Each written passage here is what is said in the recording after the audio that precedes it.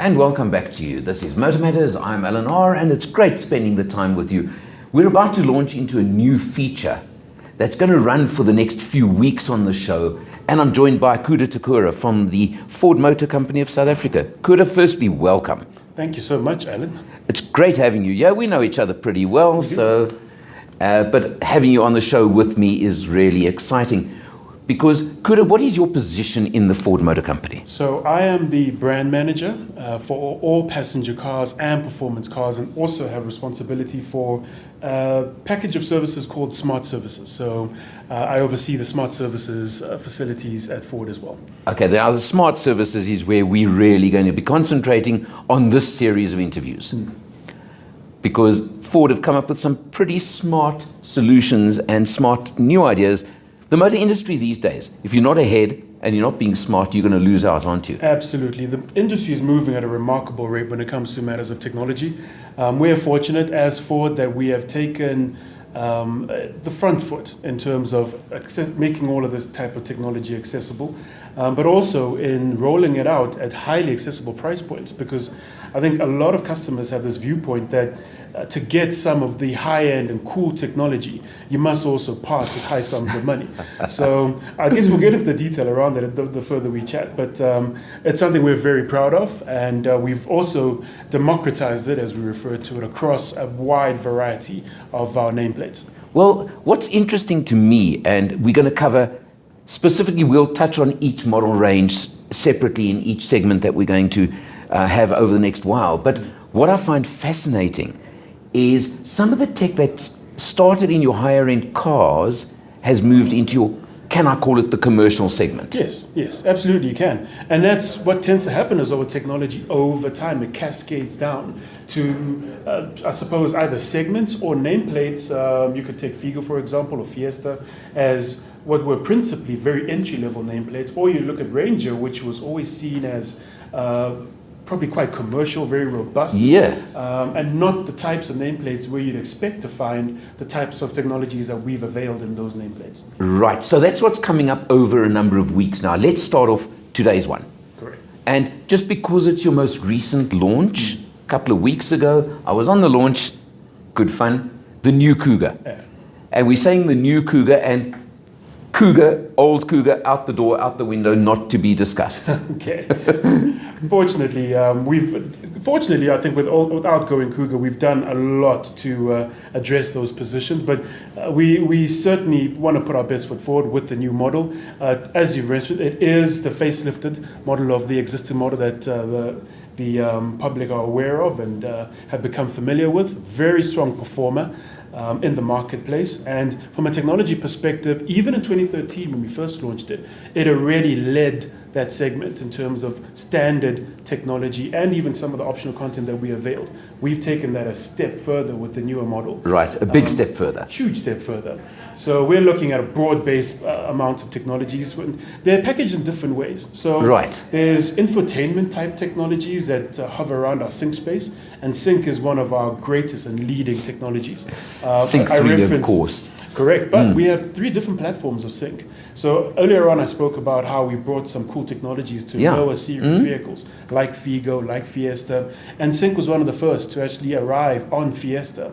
That was as far back as 2012. Okay. Right. So Sync 1 is controlled on what we refer to as a dot matrix screen, so 4.5 inches, but principally it's the ability to use your voice to command the infotainment system. Right. To control your media devices, to control your phone, to be able to make voice calls by contact. The spectrum is huge. And we then build that up between Sync 1, Sync 2, and Sync 3. So what you experience in Kuga is Sync 3. Which so Sync 3 is... The mirroring, for example. Now, I know Android is not available yet, but fortunately, my co-driver on the launch had an iPhone, and we used that. Correct. Oh, it's tremendous. So that's what's great about Sync 3. Yeah. The moment you hear Sync 3, you know you're getting 3 things. You're getting a touch screen, large on an 8-inch platform, high resolution, very responsive to any tactile inputs. You're also getting a much more cascaded and broad voice command structure. And to your point, you're then getting Apple CarPlay and Android Auto functionality. So anytime you hear Sync 3, those features and functionalities, amongst much more, are baked into it. Unfortunately, the Android Auto situation is not in Ford's scope of control. That's actually Google, who haven't necessarily given licensing to the collective MEA region. So Middle East and Africa don't have the means, regardless. I'm sure it's going to be coming soon. Yeah. Kuda, let's just talk on Kuga specifically, because the Sync 3 is going to be across the whole spectrum. It is. But on Kuga, the other thing is safety. Now, what is really top of the pops and top of your list on the safety spectrum on Kuga, on the new one that just came along? Most safety can be broken down into active and passive safety. Right. So from the passive safety perspective, it's comprehensive. It's what everyone's familiar with, having the airbags, ABS, The ESP. whole alphabet soup as we'll get. Correct. Yeah. So that's standard and expected. Okay. On the active safety side is where we've really stepped things up. So you have things like pre-collision assist in two forms. So active city stop works at speeds of up to 50 kilometers an hour. Right. And it's constantly on, monitoring the environment that the car is in and trying to see if there's any reason why there'll be any complexity to avoid an accident or just end up in some sort of crash. It'll pre-brake for you. That's also in line with pre-collision assist, which works at speeds over 50 kilometers an hour, right through to 160. You're not supposed to be doing that. Well, we'll say you shouldn't, but just in case someone does. Yes, but it won't avoid an absolute accident. Yeah. If you're in a position where you are, because at speeds of 160, you're really asking a lot of the car to prevent an accident from taking place. But it'll also scan the road ahead. And if it's picking up that you're moving at a speed much faster than the vehicle in front of you, and it gets to a point of calculating that this is not going to work out in any way that's beneficial for the driver, you first get a prompt, a significant prompt in the morning, and then at the 11th hour, well, I wouldn't want to describe it as 11th hour, but at the almost imminent point, it will then brake for you. Okay. I actually did experience the first phase of it on the launch drive. So that's Kuga, that's what's covered. What's amazing on new Kuga was the fact that you mentioned earlier, it's coming in but at amazing prices. Yeah.